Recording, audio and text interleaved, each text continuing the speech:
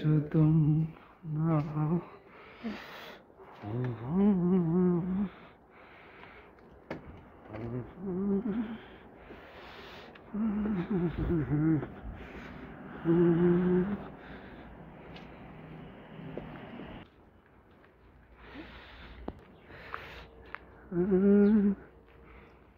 ब्लगहरु चाहिँ हामीले लाग्यो यो यस्तो ब्लगहरु यो चाहिँ हाम्रो इखोङजाङ हो यो ब्लग चाहिँ हामीले लाग्यो हो यस पछाडि एउटा यो यस अरु त्यो गरे हामीले यो त्यो त नि छ यता नि छ यो चाहिँ हाम्रो इखोङजाङ हाम्रो केसोस पनि यही छ अब चल्दैको अब अराउन्ड 20 मिनेट लाग्छ हिँडेर जानुपर्छ आज चाहिँ म एक्लै छु साथीहरु आउँदैछ म बिस्तारै ब्लग बनाउँदै जान्छु भनेर अलि अगाडि निस्केको अहिले चाहिँ कोरियाको यहाँ ठ्याक्कै भन्नुपर्दा 7 बजे बिहानको 7:30 देखि चाहिँ मेरो काम सुरु हुन्छ किन भन्दाखेरि बिहान पनि 1 घण्टा उठिहाल्दिएको छ अहिले उनी चाहिँ 8:30 बाट सुरु हो अनि बेलुका पनि यति 7 बजेसम्म हुन्छ ठुलो कम्पनी छ यहाँ तर यहाँ त फुटबल ग्राउन्ड पनि छ कम्पनी भित्र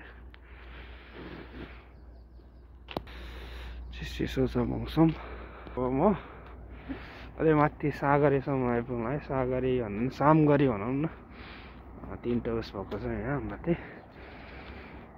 त्यहाँबाट उता गयो भने चाहिँ थेसो पुग्छ र उता गयो भने चाहिँ लेफ्ट गयो भने चाहिँ सामसङ पुग्छ हेर्दै गर्नु होला म कम्पनीसँग बनाउँछु भिडियो एक घाम पनि आउनु लागेको छ त्यहाँबाट ठ्याक्क घाम पनि निस्किनु लागेको छ खतरा भ्यू देखिरहेको छ भनौँ न अब चाहिँ म चल्दैको हेर्दै गर्नु होला अबबाट चाहिँ म रेगुलर भ्लग बनाउने कोसिस गर्नेछु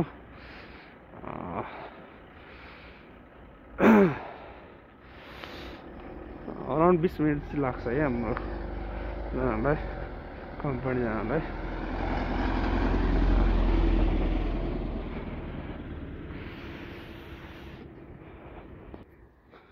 त्यस बिहानै चिसो हावा खाँदै होइन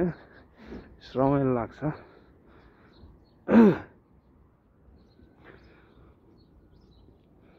तिमीले त मायामा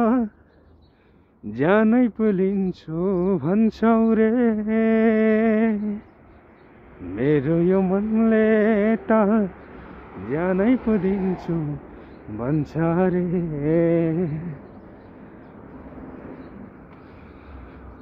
तिमीले त मायामा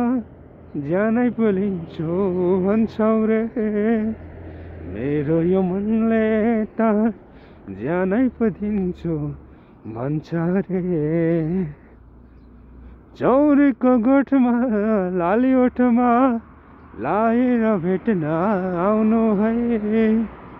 जिन्दगी साह्रै छोटो छ पिराती लामो लाउनु है यस मुड फ्रेस हुन्छ क्या बिहान बिहान होइन यसरी झट्ट होइन अलिअलि गीत गुनगुनाउँदै खासै गाउन त आउँदैन यहाँ नजिकै छ बजार हो यहाँ पहाडहरू भएको ठाउँमा चाहिँ बजार छ अब चाहिँ चल्नुपर्छ यताबाट सर्टकट बाटो यो चाहिँ यहाँ हेवेको बाटो हो यो छोडेर चाहिँ म अब यता लाग्दैछु भिडियो अन्तिमसम्म हेर्नु होला यता चाहिँ छ कम्पनीहरू त तर यिनीहरू त जस्तै चल्छ यो त बोरो छ ठुलो त्यो उसको फोरको कम्पनी जस्तो लाग्यो त्यो रिसाइकल हो कि रियुज उसको अब मेरो रफ्तार बढ्दैछ। हात चिसोले आमा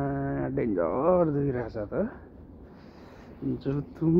मजा ल मन देखाइरहेको छु म नि आइसक्यो। अब चाहिँ यतातिर आइपुगिसक्यो। गाउँ हो पुरै गाउँ। यतातिर फिनिलै फिनिलहरू छ। फिनिलै फिनिल ऊ त्यहाँ माथि पुग्नुपर्छ हाम्रो कम्पनी चाहिँ। अब चलिदिएको